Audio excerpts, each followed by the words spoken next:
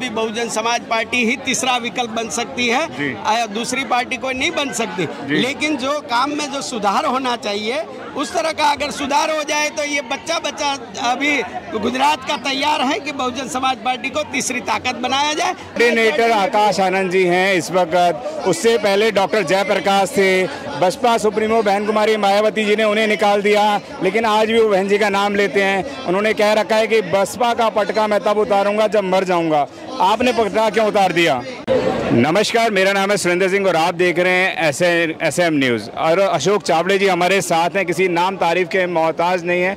गुजरात के अंदर बच्चा भी जानता है इनको, पुराने बसपा के कार्यकर्ता हैं। आजकल क्या कर रहे हैं वो भी हम जानेंगे। स्वागत है सर आपका हमारे चैनल में। जय भीम सभी साथियों को। जी, बसपा से आपको निष्कासित कर दिया गया है, अब क्या कांग्रेस का दामन थामा हुआ है या बीजेपी का थामा हुआ है, क्या कर रहे हैं वो बताएं। वैसे तो पिछले साल भी मैंने आपको बताया था, शायद एक साल पहले मिले थे जी। तब तो चुनाव का माहौल था और हर पार्टियां, ना कांग्रेस ना बीजेपी, जो भी पार्टियां हैं सारी पार्टियां ने हमसे संपर्क किया था और सब लोगों ने हमें न्योता दिया था।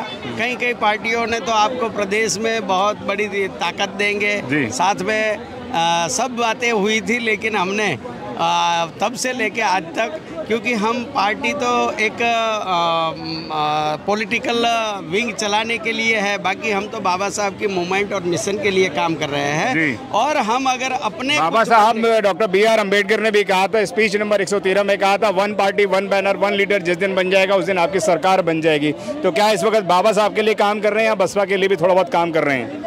नहीं, बसपा के लिए तो इसलिए नहीं कर रहे हैं कि हमको यहाँ के प्रदेश अध्यक्ष के द्वारा काम करने, कहीं किसी मीटिंग किसी सभा में एंटर होने से मना कर दिया है, इसलिए हम अनुशासन के तहत किसी मीटिंग या किसी सभा में नहीं जाते हैं। दूसरा ये भी है कि हम जो काम कर रहे थे तो हम अपना कुछ बनने के लिए नहीं कर रहे थे। अगर अपना बनने के लिए कुछ करना होता तो हम भाजपा, कांग्रेस या किसी भी पार्टी में जैसे और लोग गुलामी कर रहे हैं वैसे हम भी करके कुछ बन जाते हैं। लेकिन हम समाज को, जो बाबा साहब जो बात की है कि political power is a master की, लेकिन ये एक व्यक्ति के लिए नहीं है कि कोई एक व्यक्ति जाएगा और मंत्री बन जाएगा और वो समाज के हित में कुछ नहीं कर पाएगा। जैसे आज हम देख रहे हैं क्या सदन की हालत है कि आज यहाँ मैं ये भी कहना चाहता हूँ कि यहाँ बाबा साहब को मानने वाले लोग यहाँ आ रहे हैं। लोग ये कह रहे हैं आप बड़े पद की लालसा रख रहे थे इसलिए आपको ऐसा करा गया है।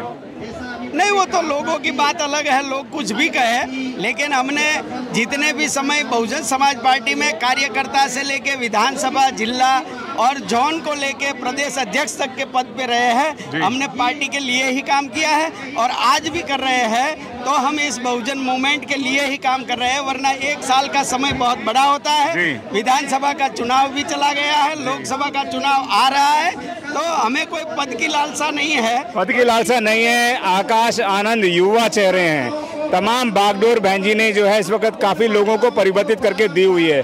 क्या लगता है कि अगर आपको बसपा में दोबारा बुलाया जाएगा तो क्या उसी पद पे आना स्वीकार करेंगे या एज ए कार्यकर्ता भी काम करना शुरू करेंगे? क्या कहना चाहेंगे? नहीं, पद की कोई ज़रूरत नहीं है कि वही पद लिया जाए या कोई भी पद लिया जाए। पद ना लेके भी काम किया जा सकता है, लेकिन जिस तरह से गुजरात का बहुजन समाज पार्टी का जो माहौल है कि जो दलाली करने वाले, गद्दारी करने वाले, जय भीम का नारा लगा के, बहुजन समाज पार्टी जिंदाबाद का नारा लगा के चुनाव के वक्त पे भाजपा कांग्रेस के हाथों जो खेलते हैं, ऐसे लोगों के हाथ में जब बागडोर होती है तो हम मिशनरी या लोगों को इस मूवमेंट से इसलिए दूर होना पड़ता है और दूर रहना पड़ता है। और माननीय कैसे बनेगी बाबा साहब के सपनों की सरकार?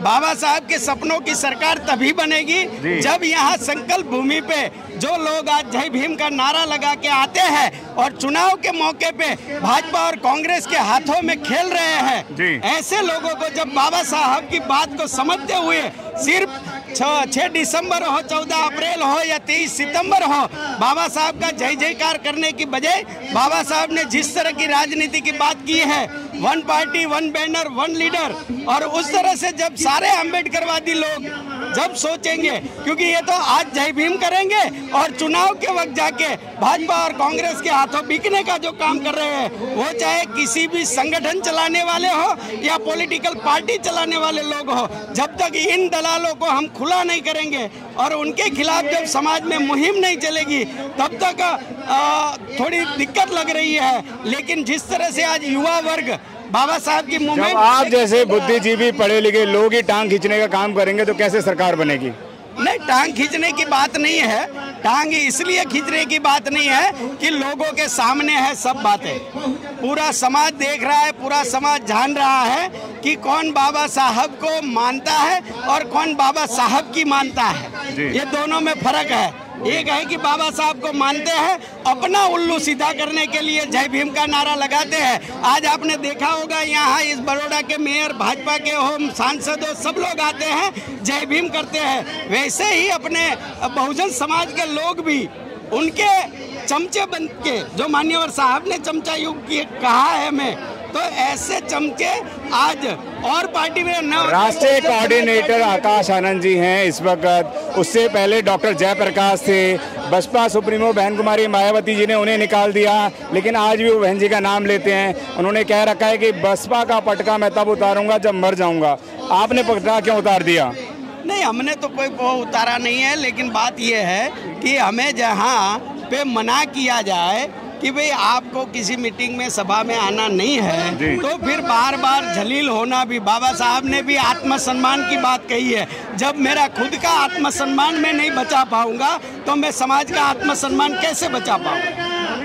बहन जी ने बोला है कि तमाम जो हमारे रुष्ट साथी हैं या बड़े पदाधिकारी भी लगातार इसी काम में लगे हुए हैं। मैं जयपुर में गया हूं, मैं हरियाणा गया हूं, मैं तमाम प्रदेशों में काम करा है। वहां पे वो लोग बड़े पदाधिकारी ये कहते हैं कि जितने भी साथी हम उनसे बैठ के मीटिंग करेंगे। तो आप बैठ के मीटिंग क्यों नहीं करते हैं? किसी इन्विटेशन का इंतजार है? क्या कहना चाहेंगे?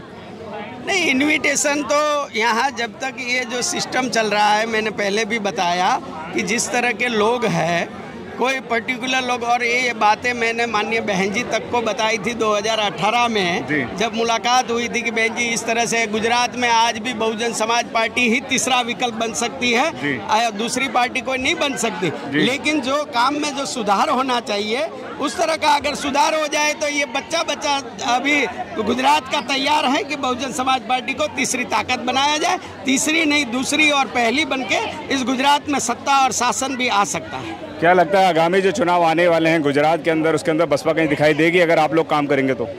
नहीं, आज जिस तरह से काम हो रहा है, आपने देखा होगा कि हमारे नेशनल कोऑर्डिनेटर माननीय आकाश आनंद जी अगली बार जब चुनाव के मौके पे आए थे, तब जिस तरह का माहौल हुआ था, गुजरात के हर कार्यकर्ता को बहुत ही मायूसी हुई थी।